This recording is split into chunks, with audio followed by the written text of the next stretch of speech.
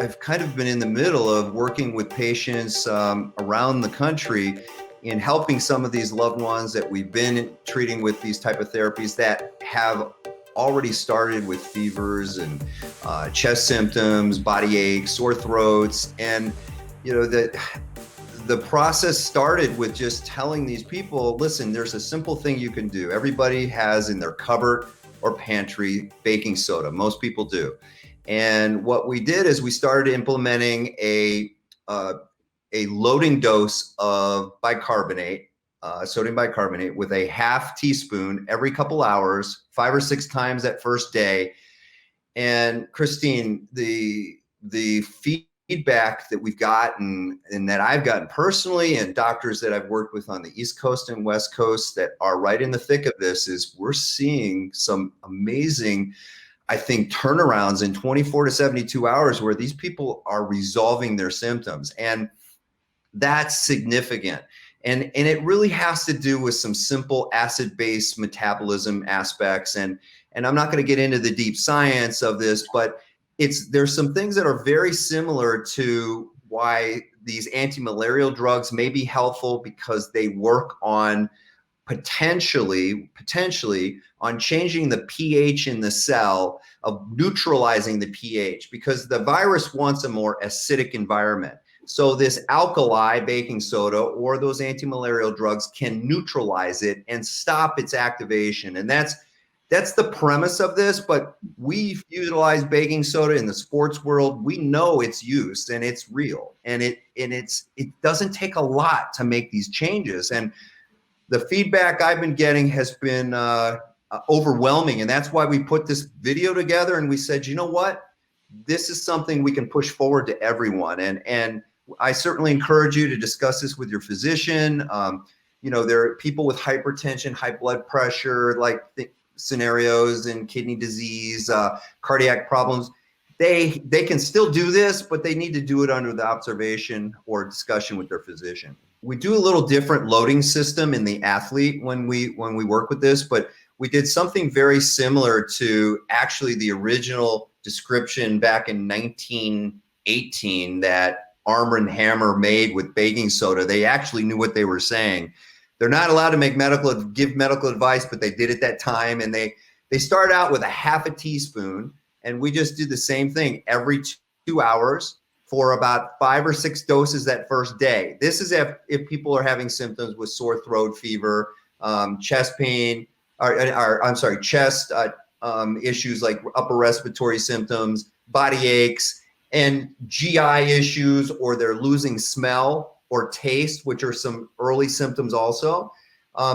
That goes on the first day, and then we do that again the second day, and then the third day, and then we've loaded the patient, and then we go to 3 times a day after that.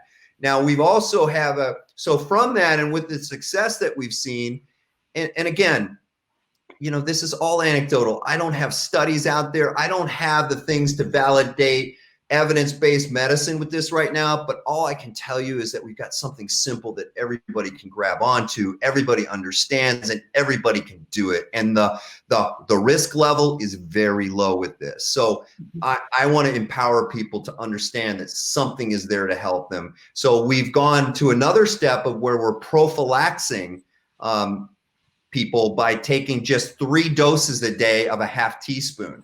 And I just got a message from a patient, a doctor, just this morning out in LA, who was actually very skeptical of what I was saying. And he had his in-laws that started coming down with issues. And he's like, you know what, let's try this baking soda.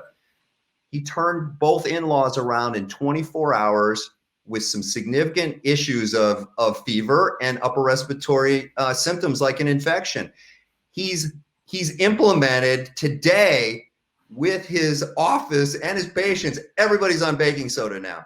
And this happened on the East Coast also, with a very busy doc in New York, in Manhattan, who has all our patients on this too, and has gone through the same thing. And I've got stories after stories of doctors just telling me, hey, doc, you know what? This seems to be having a positive effect. So this is what we're doing. And I just say, hey, you know what? let's give everybody some hope and a chance. And the beauty of this is the minimal toxicity, the minimal aspects of doing harm. And that's what we're all about here, and empowering the patient. And I'm just excited.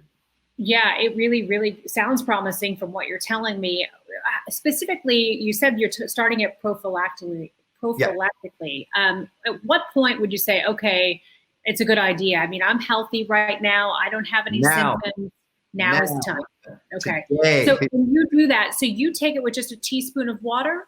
I take a half teaspoon with about 6 to 8 ounces of warm water. And I do that 3 times a day: morning, mid-afternoon, later in the day, early evening. That's it. That's enough to just go every day, because you'll slowly load. And then the beauty of this is, if you do come down with symptoms, your body is a little bit acclimated to the use of this baking soda, and you can sustain a better tolerance of taking these loads through through the 6 doses we said, with much ease, but better response. And I think that's real important to understand, and that can be very helpful. So, I wish I had more to tell you, other than I wouldn't be here talking to you, and I wouldn't be wasting my time just telling people, hey, give this a go. And I back it. I totally back it. But I know what it does in the athletes, Christine. I know what we can do with improving performance, because it really is about improving cell efficiency.